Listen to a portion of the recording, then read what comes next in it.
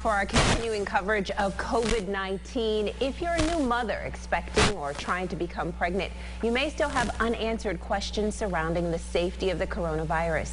Isabel Garcia joins us in the studio with insight from a local doctor. Isabel.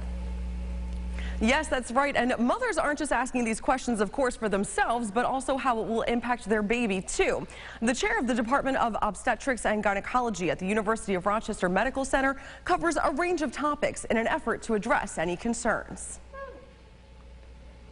I think the concerns started when the initial studies of the vaccine did not include patients who were pregnant. Dr. Pressman explains how this exclusion led to a lack of initial evidence of the safeness of the vaccine. But now there have been a number of more specific studies.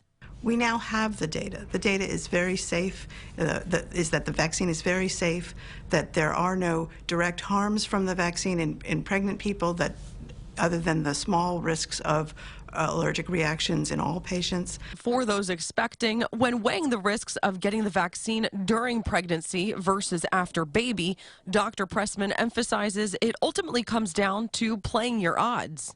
Unfortunately, COVID infection during pregnancy is very dangerous.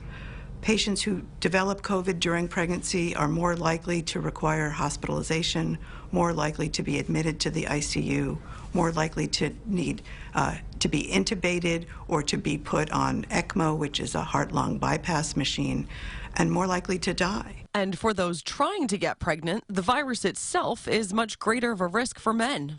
Interestingly, COVID infection in men does cause decreases in sperm count and can affect fertility. Dr. Pressman says recent studies that show the vaccine could have a slight impact on women's menstrual cycles. This is true with many things that affect immune response, so it's not a big surprise.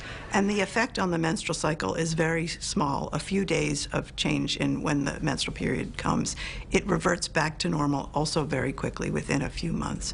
And it doesn't affect fertility in the long run. And Dr. Pressman added, for new moms who are breastfeeding, the vaccine will actually allow you to pass the antibodies on to your baby, which is an even more effective in newborn protection from COVID, as there are no vaccines for kids that young at this time. Isabel, thank you. Pfizer has now asked the FDA for emergency use authorization for its infant vaccine.